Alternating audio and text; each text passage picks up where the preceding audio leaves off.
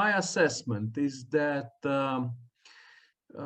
it's a very good moment for the Balkan countries in order to be closer to the European Union, because of many factors.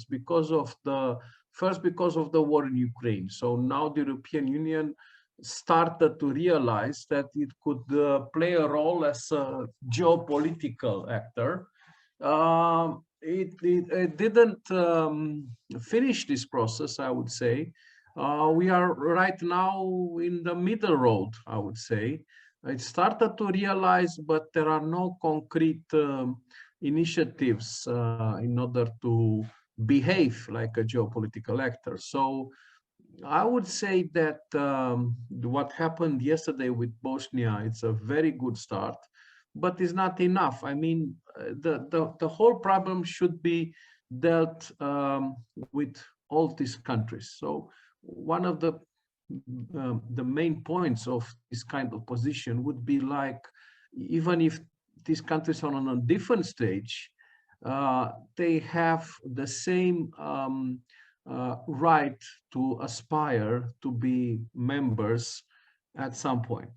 Why it's so important? Because I think there are some advantages to be connected as a region, but nevertheless, there are some differences that have not to undermine the whole process. Then this is very important from my perspective.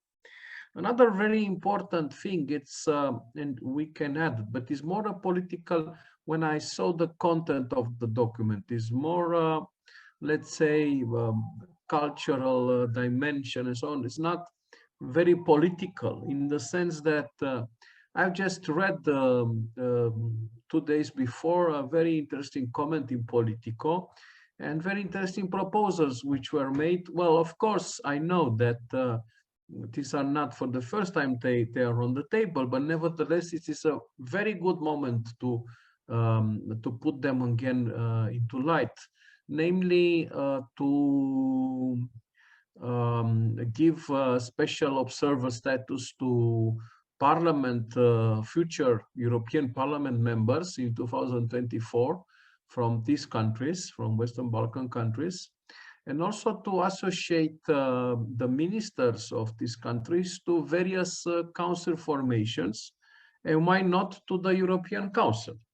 And this is a very good proposal. But once again, it depends on what do you intend to do, because it could be interpreted like, well, this is not coming from the civil society, but it's more political. In my view, I run also an NGO. I know that sometimes politicians could go mad if someone will give them an advice, very clear advice, but sometimes that they don't recognize, but they need this kind of feedback from civil society.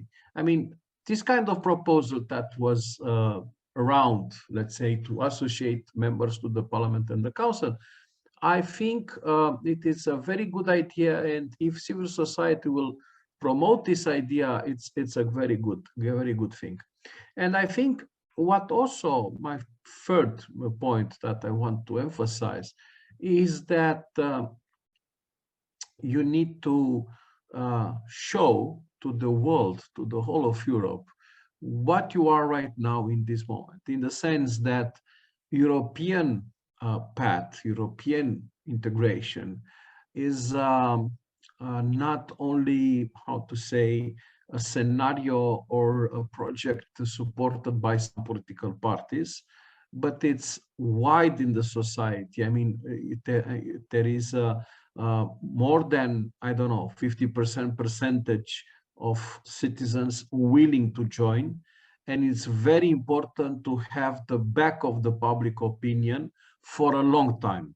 And in order to have this public opinion in favor of the European Union, you need some concrete measures like those who are,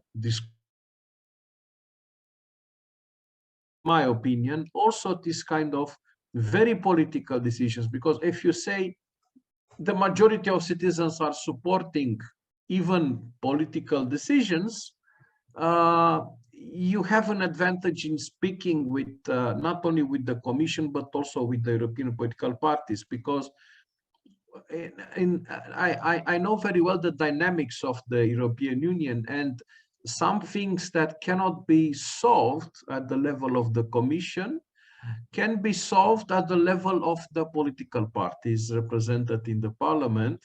And you need to give them something, a food for thought, a special food for thought, special from the one of the Commission. So I can give you hundreds of cases when everything was solved on this level, and then a decision was taken at the level of the Commission. Of course, I can give you, I don't know, 1% cases which were not solved in this way, and the Commission say, well, we are a technical body and we don't care about what you are saying as a group. But just taking into account these aspects that could give more importance to the way you want to present the document, and of course the final form of it. Thank you.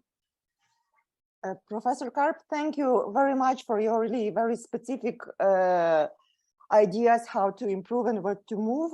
For sure, we really can include your inputs regarding like to enhance this political focus of the paper. And this is really good idea. And of course, these steps for further advocacy, we also were thinking that if we really want to succeed, we cannot only work only with European Commission, but also with the political elite, with political parties and with Parliament. And for sure, to make them interested in this, we should include such ideas as you proposed. So thank you very much. And one thing to add, you can imagine that the European Commission received, I don't know, hundreds of letters and open letters every day. But European political parties at their headquarters receive 10 times less. And members of the sectoral council that are ministers from country, all member states, do not receive a very huge amount of paper. So this is why I said it's very important how to spread them, which is the final destination.